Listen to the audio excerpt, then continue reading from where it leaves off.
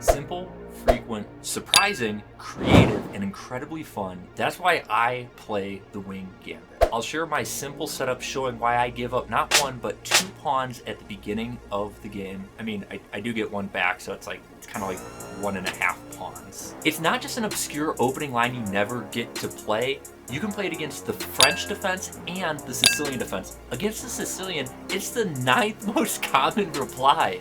That probably explains why I score so good. Against the French, I score 51%. Against the Sicilian, I score 61%. I only score 45% in general, so that's really, really good.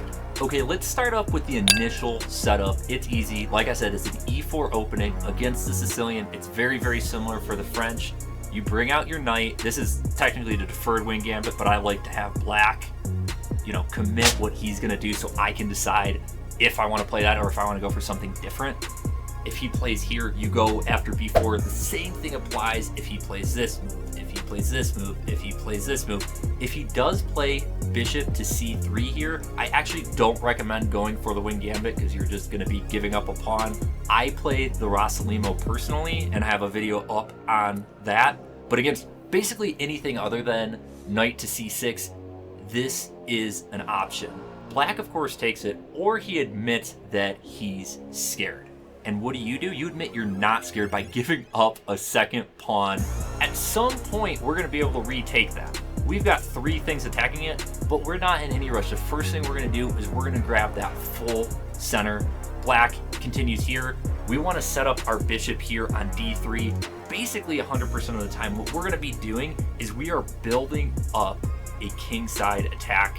When black does move out their c6 knight, we want to reinforce our center right away. For me personally, I always castled when I was first playing the Wing Gambit, but it's a lot more fun than castling? Playing h4 and going for it. And as we continue here, we lock the center. With this lock center, we have our pawns just barreling down, aiming at the kingside. We can recapture this pawn. A lot of times when you're out of useful moves, that's when it's finally time to recapture that pawn. In this case, I'm recapturing with the knight so that I can reroute him over here and join the attack potentially. And that's the whole setup. We get our bishop in the middle. We're getting ready. Black's either going to castle kingside and we're going to go after a checkmate, or he's not going to castle kingside and we are going to attack kingside, possibly attacking queenside. We'll get to that here in a little bit. And if black does attack our king's going to be perfectly safe here on f1. That's how cool this opening is. So let's check it out. Let's see a couple examples. As the game starts, we see a lot of the same themes where we're taking the center, we're locking it down right here. And as soon as this knight goes out to c6, I want to defend this d4 pawn with my c3 pawn. What I wouldn't want to do is bring my bishop out so that it can immediately get chased away. So I do play that c3 move. I bring my bishop out to the center. I play h4. I'm pretty much out of moves, and so I want to get my knight into the game. We continue forward. I bring my knight out to g5, a little bit speculatively. I don't exactly know what it's going to do there, but especially after watching the 2023 World Chess Championship, Ding really inspired me to, hey, if your knight could just kind of hang out here and ask black some questions, potentially good stuff could happen. So let's see if good stuff does happen. I also bring my queen in a little bit closer. I am threatening stuff, kind of. I'm almost threatening stuff. And this knight jump right here, attacking the queen, this can't recapture because the rook is hanging. I see that all the time in the Wing Gambit because this bishop here has not been developed and nothing is defending that rook. So take a look out for that if you do decide to play the Wing Gambit. The queen goes back, and here's that creativity just continuing forward with black having moved this pawn to die here on h5. He's weakened this g6 square, and I've got all of my pieces hanging out ready to ask the black king, hey, what's up, man? Are you busy? Can I throw a party with at your expense, I suppose? And anyway, so he takes back, I check, and we bring this rook lift in. Any rook lift really does feel good. And this one in particular, where the black king is totally running out of breathing room. And it's going to get better, because once the attack is so good, what does that mean? It means we're going to start to be able to sacrifice pieces, and we see a very quick checkmate as we rip open that position and end the game. Is it 100% sound? Well, results speak for themselves, and if you put it into the engine only gives it a negative 0.1, so I'm going to call that good enough. Let's check out one more game with a giant kingside attack, and then I want to show you that secondary plan that could come up. This one is also completely insane. We're playing against the French. Like I said, you could play against the French, you could play against the Sicilian. For the French, what you do is you just plant this pawn here right on e5. It's funny because the best move for black is this c5 move, but when I play this against the French, I see c5 essentially in 100% of the games. It's the weirdest thing. I think that French players, they naturally sense that's the best move, even though they don't see this opening too often. And we see this and the same exact thing. And what do we do here? We grab that center, and we can see this bishop's coming here. We're eventually going to play here on c3, and we basically have the same setup, except this center's already locked, and that's what we want here, so that we can go after that kingside attack confidently. And with that lock center, our king is going to be safe here on f1. So go forward, and we see here, again, running out of useful moves. I decide to grab that. I go after h4. The computer gave this a little bit of a question mark.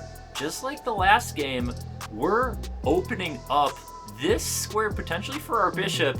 Every pawn move's weakening, and we have ideas here, just like in the last game, of this. And so we move one more step forward. We grab this square right here for our knight. We give it up, but what does that do? It clears open the e5 square. Since all my pieces are facing over on one side of the board, and I've already given up a couple of pawns, there's really, it's just reckless abandon at this point. You just go for the attack. And so as we see here, g4, we are not slowing down. We plant that bishop here. The attack is so strong, we're giving up pieces potentially, and tactically, we're just getting after it. And right here, I'm at +7 on the eval. So +7 is I'm winning by 7 points of material. Even though material is equal, that's how strong my position is. And right here now, I'm at 0.00. So I give my opponent an opportunity here to save this game. Can you see it? The correct move actually is to fork my king and rook, and that'd be it. There'd be nothing I could do about it. Luckily for me, my opponent doesn't see that. He recaptures here, and I'm able to go through and convert. I have to figure out how to get out of all these checks. It takes me a second to figure out how to do it. I do eventually do that, and then I force this queen trade, and I'm up too much material at this point, and that's going to be a win. And so we see here, we've had 2 games of these just epic kingside attacks. There's a lot of, miscalculations on my part, my opponent's part, and when you play these insane, crazy attacking games, there's a little bit of a margin for error. You don't have to play perfect all the time to have a really fun game and potentially get a couple wins. But let's check out this third game. Like I mentioned, it's a little bit different, and there's going to be a different plan for it. If you are enjoying this video, I'd really appreciate it if you'd subscribe. It'd mean a lot to me. Okay, so game 3, we're opening with our same setup. We're grabbing the center, and we can see here that black thrusts forward with e5. So we're not going to be able to get our same normal lock center with our bishop shooting over to the king side, but this e5 move is naturally a weakening move for black, since we're not going to be able to go after that king side. It's common in the Wing Gambit to go after black's other weakness. And what's that other weakness? The other weakness is actually these queenside pawns. So since we just kind of gave up our queenside pawns for nothing earlier, and it's a little bit difficult for this black bishop to get developed, we can often place our heavy pieces, rooks and queens, right down the A and B file to go after it. And we also saw that this knight can move here, and a lot of times it could slip in here tactically. It could slip in here tactically because of the pin on the rook, and what could also happen a lot of times is your opponent will move to B5, and you'll be able to just capture that pawn for free because of that same tactic.